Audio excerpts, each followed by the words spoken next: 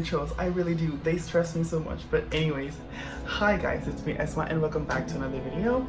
I know I've been gone for quite a while now, but we're gonna talk about that in another video, probably, most likely. Anyways, today we're gonna be talking about a few general witchy tips that I recommend new, beginning, or baby witches all over.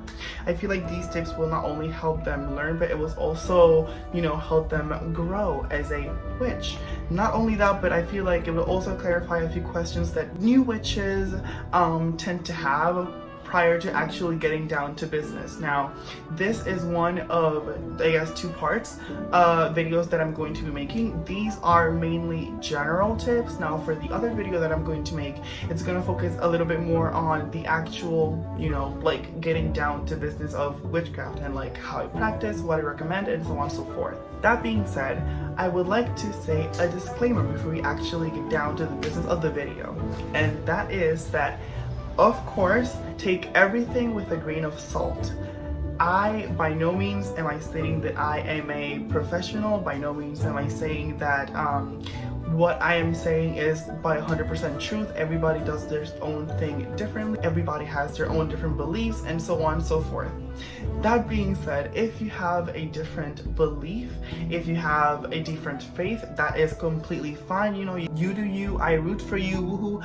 But of course, don't come here, trying to convince other people to believe in whatever you want them to believe, because, that's not how it works, If you've gotten this far, congratulations. If not, then I guess it was nice that you saw, the beginning moments of the video. Anyways, yeah, we're all learning, that's great. It's all about the learning experience.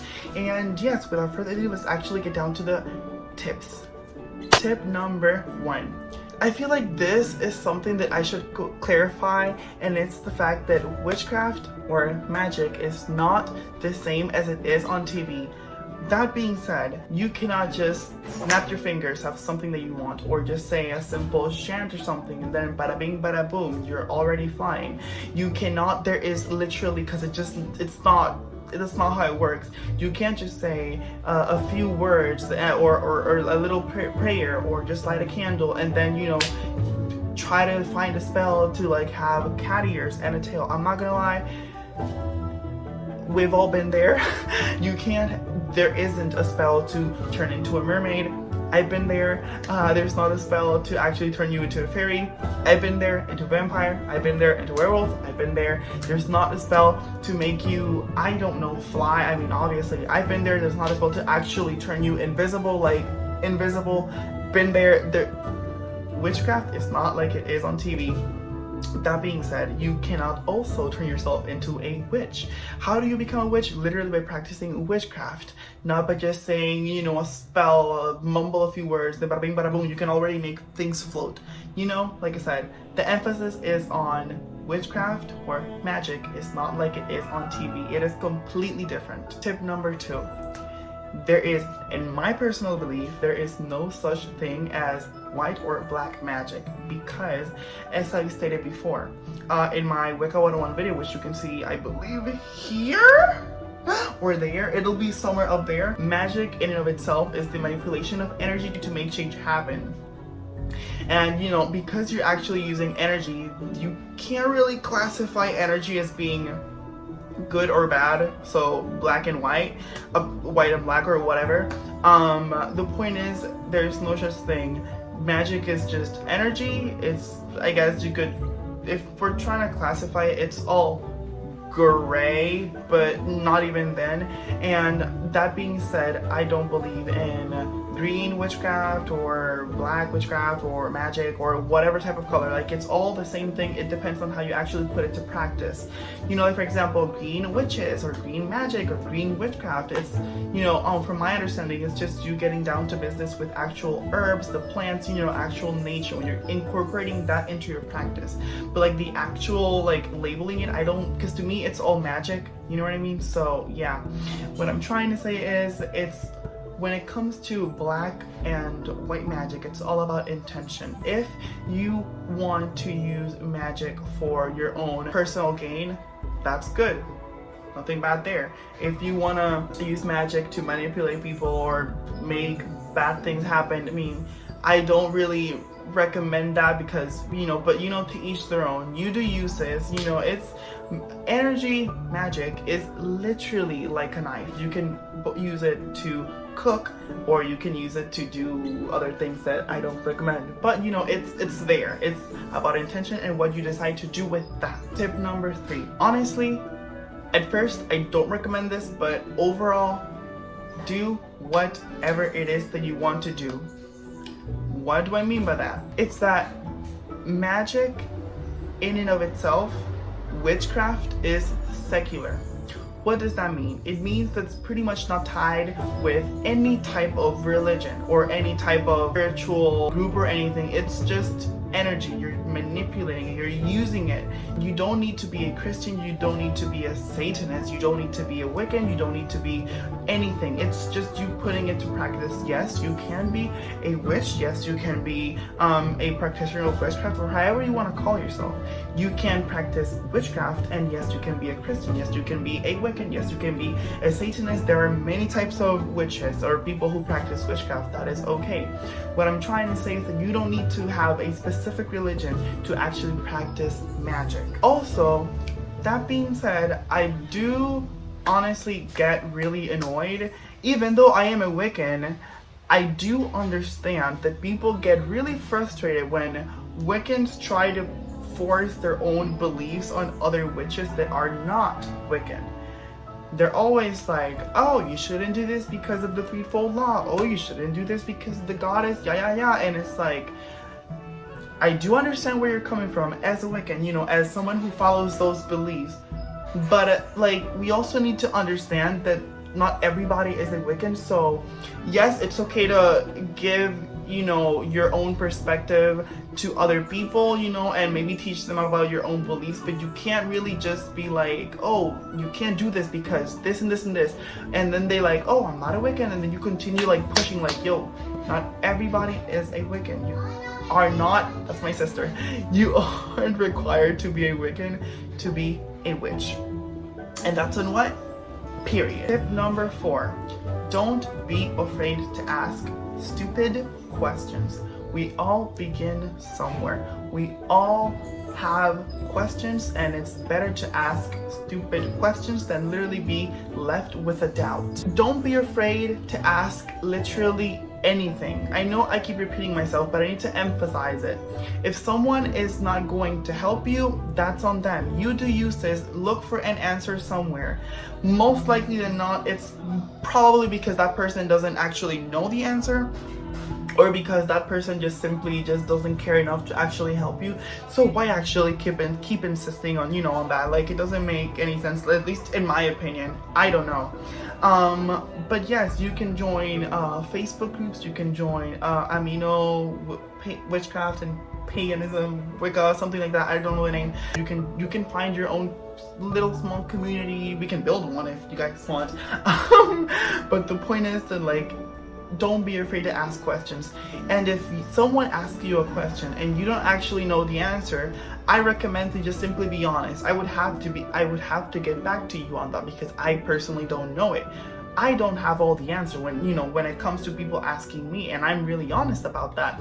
I give people if I kind of do, I let them know, hey, I'm not saying I'm educated, but I believe, or I think I remember, don't quote me, but, or you can just, do your own research and then get back to them. But always make sure to let them know, hey, I'm not entirely sure, but this is what I think could happen, this is what I think you could do, but I'm not entirely sure. As long as you're clear about not being 100% sure, you're fine. And always remember, not everybody believes in the same thing. So what I practice or what I do when it comes to witchcraft may not be the same thing that other people do. Therefore, honestly, neither are right or wrong. It's just a matter of us doing our things differently. Therefore, don't be afraid to ask questions. There's always a reason for something, and if someone doesn't treat you the way you want to be treated, as someone who's curious, look for your answer somewhere else. It's honestly worse if you keep the question within yourself and never have the answer than, just looking for someone else to actually tell you. Lesson number 5, don't overwhelm yourself. Learn as you go. That being said, there actually is many resources that you can use when it comes to actually learning what to do, how to do it, what is what, and so on forth. That means you have YouTube, you have Google, you have a lot of books, you have PDF files, you have people, and so on and so forth. Don't feel forced to read many books at the same time. Don't feel forced to actually overwhelm yourself with information that you know for a fact that you will not be able to actually digest.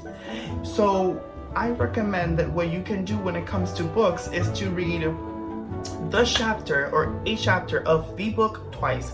You can do it in the morning, you can do it at night as well. You can do it literally at the same time, like one after the other, like read it once, okay, I'm done, then do it a second time. The reason being that for the first time that you're actually reading it, you're going to be just like, getting the general idea. And the second time you're actually going to be reading it, you're gonna, I guess, like, if in my opinion, you're gonna be like registering the information a lot better, and you're also going to be taking notes, whether it be, well, you're gonna be taking notes obviously, but you should be like highlighting, and don't be afraid to ruin your book. I do recommend though, use a pencil that you can, what is happening? Same. Anyways, use a pencil because you would want to erase anything that you honestly feel like, oh, that was an error, a mistake, I mean. But yeah, you can do that. Also, when it comes to learning, I recommend that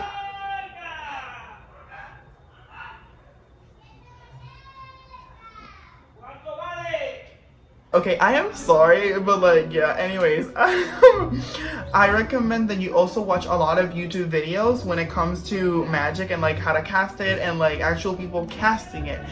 Personally, oh, that is so creepy. What is happening? Anyways, I'm gonna stop. I personally recommend Hoodoo Delish. I love her and I love the way that she does her magic and so on forth. It's very aesthetic, and honestly I feel like it's very effective when it came to like me actually applying some of the things that I learned from her. That being said, well, I'm gonna go a little bit more in detail, I hope, if I remember, when it comes to my second video. But yeah, watch a lot of videos on like how to cast certain spells. You're not gonna actually be trying to actually like learn everything. The point for watching videos of people casting spells is for you to like actually, get a sense of the pattern.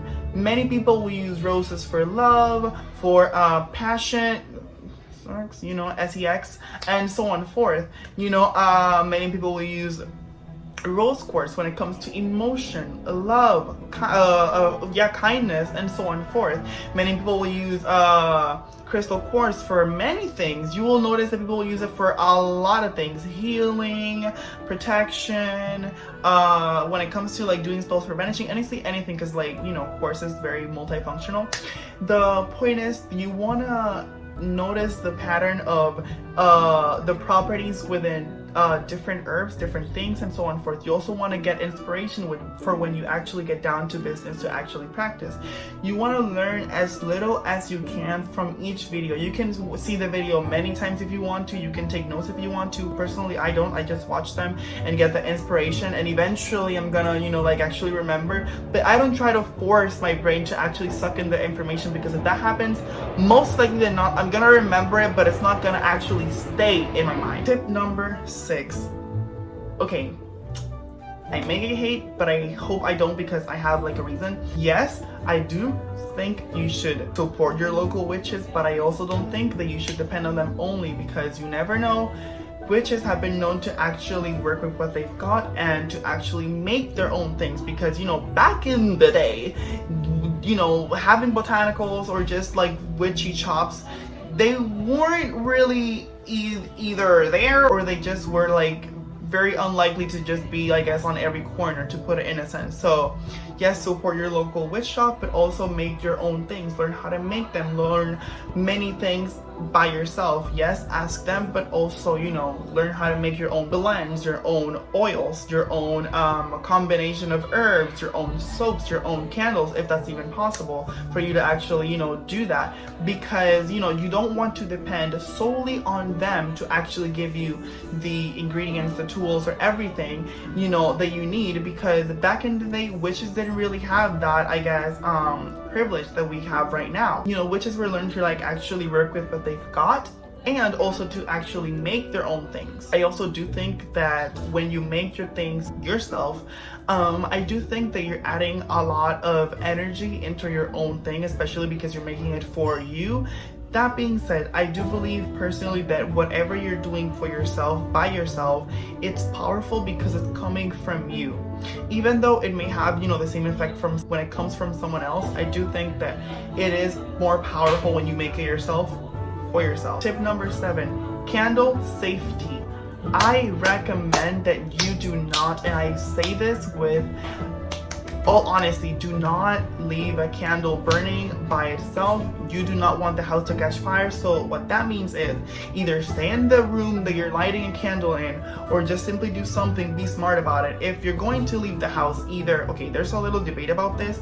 Some people say that you cannot blow out a candle because it pretty much is like ending the spell, like pushing away the energy that you actually were trying to build or were actually manifesting.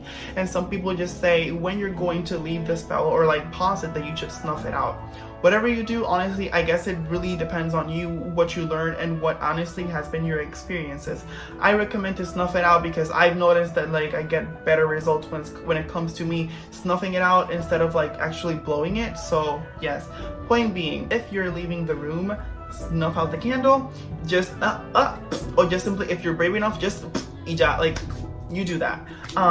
Or you can get creative and, you know, hope that if you place the candle somewhere where there's like a body of water, or I don't know, something that's not flammable, maybe, I don't know, just be creative, but also don't be stupid when it comes to that. Like, we want stuff to manifest, but we don't want fire to like burn our house down, you know what I mean? So be cautious, be smart, and honestly be wise about it, because right now, considering everything that's happening with COVID-19, we cannot afford fire, you know, and like, oh Lord, no. So please stay safe and honestly pay a lot of attention. If you have kids, if you have pets, lock them out of the bedroom or the whatever that you're lighting the candle in, and just like away. Be very cautious. Tip number 8, your working can be as simple or as elaborate as you want it to be. Honestly, it's personal choice. They may have the same results, they may not. Honestly, it's up to you to actually experiment. I do personally recommend that if you're going to be doing like a little work or spell that's a little bit more like heavy, I recommend that you do a little bit more, you know, you put a little bit more into it, you know, a little bit more oomph by simply doing a little bit more ritualistic. Instead of just like lighting a candle, doing a prayer, having a petition and stuff like that, like I recommend that you actually maybe like write everything down and try to follow it. You know, you could use moon phases, you could use a specific day if it's even possible. When it comes to incense, use a specific incense, a type of candle, the color. Or you can just, you know, if you're not doing anything that's like really heavy, you know, just lighting a candle, saying a prayer, although it's not always, you know, like that simple. You know, you could work with it. Maybe you can use sigils to add a little bit more energy. Maybe you can use a petition to add a little bit more energy. You can use crystals, you can use herbs. There's a lot of things that you can do. Overall, it's the intention that counts, but the intention is not everything to actually make your spell work. Tip number 9. You do not need tools. Although they are good to have, they're not a necessity. There are, honestly, tools can be substituted for a lot of things. Like, for example, if you do not have an athame, you can use a wand. If you don't have a wand, honestly, use your finger. It does the same thing. The purpose of it is just to direct energy, and you can do honestly the same thing with your finger. If you do not have a rose quartz, honestly, like I said, you can use the multi-purpose crystal quartz. If you don't have crystals, that's okay, you can use something else. If you don't have red candles for, I don't know, a type of love spell, or a pink candle, you can use a white candle. White candles are very, very neutral. You can they're very multi-purpose, so you can use them for pretty much anything. If you do not have, I don't know, honey, you can use sugar. You don't need, like, when it comes to spells, you don't need everything. You only need enough, or enough to actually get the thing done. Or you can honestly experiment. In my opinion, when it comes to witchcraft and the actual practice of, it's all experimental. You're trying to get something to manifest with what you've got, but if it doesn't manifest with what you've got, that's okay. You can keep trying until it actually does. Everything when it comes to the crafts is very replaceable, or I guess switchable. I don't know the word to use. I'll probably put it somewhere here. But yes, don't depend on something to actually get your job done.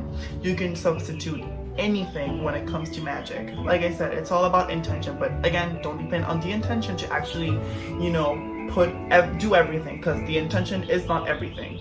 It's important, but it's not everything. And tip number 10, you do not need an altar. That means that an altar is good to have. However, if you cannot have an altar because of, where you're living, because of your family, or whatever the case may be, you do not necessarily need it.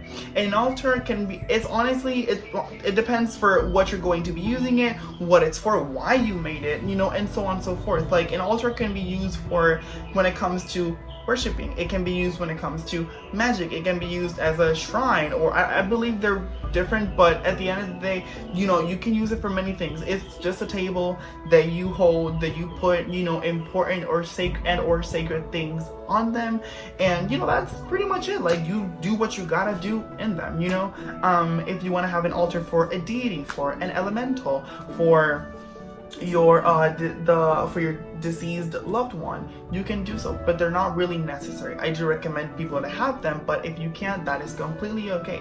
If you cannot have a big altar, what you can have though is a very small altar. You can have a to-go altar. I think there are quite a few videos that on YouTube that actually tell you how to have like a very quick on-the-go altar. And if you can't really have any type of altar, that's okay. You do not need one. You can just use the floor. Just put a blanket on the floor, put your things, position everything, and then just work what you can. And if you cannot do that, it's also fine. You don't need an altar to do your magic. When it comes to magic, you can literally do magic everywhere. When it comes to on-the-go visualization, maybe you have a crystal, a symbol, a sigil. The sigils, I'll also make a video about that, but that will be coming very soon. The point is, you do not need an altar to actually get your stuff done. When it comes to prayers and worshiping, an altar is good to have, but you don't need it. You can just, get on your knees, or just put yourself in I think it's called a lotus position, just like a meditation position, and just pray, or put yourself in a position that you feel comfortable enough to pray, laying down, standing up, bending down, however you feel comfortable. When it comes to worshiping, you don't need an altar. You can just pray. That's simple. And yeah, I think that would be all for the video. I'm going to be making a video, like I said, it's going to be a little bit more specific when it comes to actual witchy tips, but I'm gonna leave that for later because I am tired. But I really hope you guys enjoyed the video. Nah, I'm kidding. I'll probably make the video soon, right after this one probably. Before we end the video, I want to ask you guys, do you have more tips that you would like to recommend? Do you agree? Do you disagree with what I'm saying? Let me know down there. But yeah, if you guys liked the video, be sure to leave a like, comment, share, and subscribe, and I will see you guys later. You made me feel so much better.